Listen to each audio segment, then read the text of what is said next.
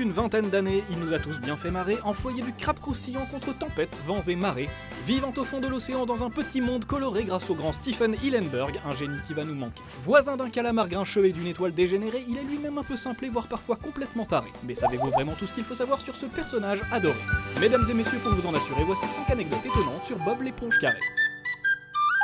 Numéro 1, il a été inventé par un professeur de biologie marine. Stephen Hillenburg nous a prématurément quittés il y a quelques jours à l'âge de 57 ans. Et franchement, il nous a fait pleurer de rire pendant si longtemps que la nouvelle nous a arraché une dernière petite larme. De chagrin cette fois. Tout simplement parce que, allez, on va le dire et l'assumer, ce monsieur a donné naissance à l'une des séries animées les plus drôles, les plus inventives et les plus barrées de l'histoire de la télévision.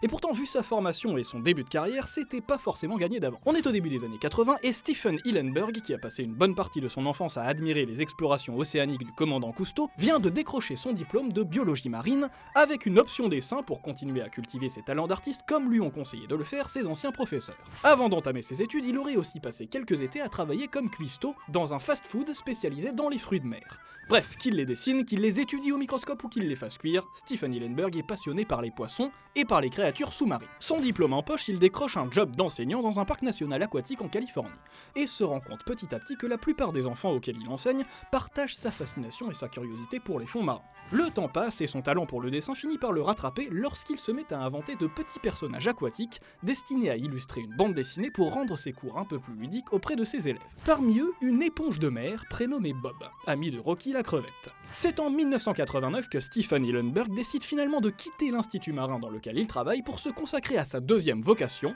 l'animation.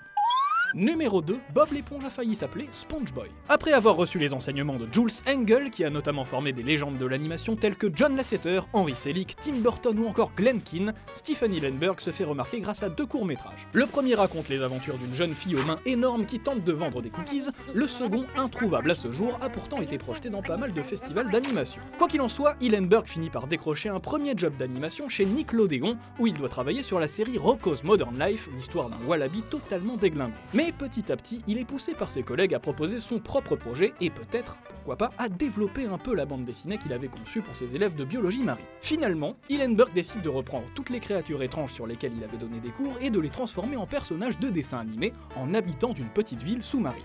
À commencer par une éponge de mer, un animal qu'il trouve particulièrement étrange et amusant. Il finit par lui donner la forme carrée d'une véritable éponge faite pour la vaisselle et par lui trouver un nom, SpongeBob. Lorsqu'il le décrit au comédien Tom Kenny qui doit lui prêter sa voix, il cite comme influence majeure Jerry Lewis, Stan Laurel ou encore Pee Wee Herman, lui expliquant que Bob est un être candide et naïf, pas vraiment un adulte, mais pas vraiment un enfant. Quant à son meilleur ami Patrick l'étoile de mer, il devait initialement être un patron de bar colérique qui éprouvait le besoin de tabasser tout le monde pour compenser sa couleur rose, mais est finalement devenu un voisin paresseux dormant sous un rocher et un compagnon de jeu rêvé pour Bob. Avant de lancer sa série, Stephen Hillenburg se rend compte que le nom de SpongeBob a déjà été pris par une marque de serpillière. Il décide finalement de renommer son personnage et le baptise SpongeBob, en français Bob l'éponge. Numéro 3, il a croisé pas mal de stars. Rien que pour la joie de voir pétiller les yeux de leur cher garnement, ou peut-être juste pour leur kiff personnel, on sait jamais, nombreuses sont les stars qui sont ainsi allées faire un petit tour à Bikini Bottom. Par exemple, et en vrac, l'homme sirène est interprété par Ernest Borgnine et son pire ennemi, l'homme laser, est doublé par John Rhys Davies. La gentille grand-mère qui recueille Gary, c'est Amy Poehler, la mythe qui se fait capturer par Bob l'éponge, c'est Mark Hamill, ce truc qui accueille Bob et Patrick dans la cité de l'Atlantide, c'est David Bowie, et ce gardien de pénitencier, là c'est un peu plus facile à deviner, c'est Early Hermé, le sergent instructeur de Full Metal Jacket. Sinon, on a aussi Ray Liotta en poisson blouson noir, Dennis Quaid en grand-père pirate du Capitaine Krabs, Victoria Beckham en reine de Neptune, John Goodman en Père Noël dans un épisode spécial stop motion, Johnny Knoxville en poisson casse-cou, John Hamm en Don Grouper, parodie de Don Draper, J.K. Simons en chef d'orchestre colérique en référence à Whiplash, Steve Buscemi en évadé de prison et Kristen Wiig en machin bizarre. Et puis bien sûr dans les 2 longs métrages sortis au cinéma, on retrouve Scarlett Johansson en fille du roi Neptune, Antonio Banderas en méchant pirate et David Hasselhoff en David Hasselhoff. Enfin, petite mention spéciale à ce mec-là, Jack Kauna Laguna, ou devrais-je dire Johnny Depp.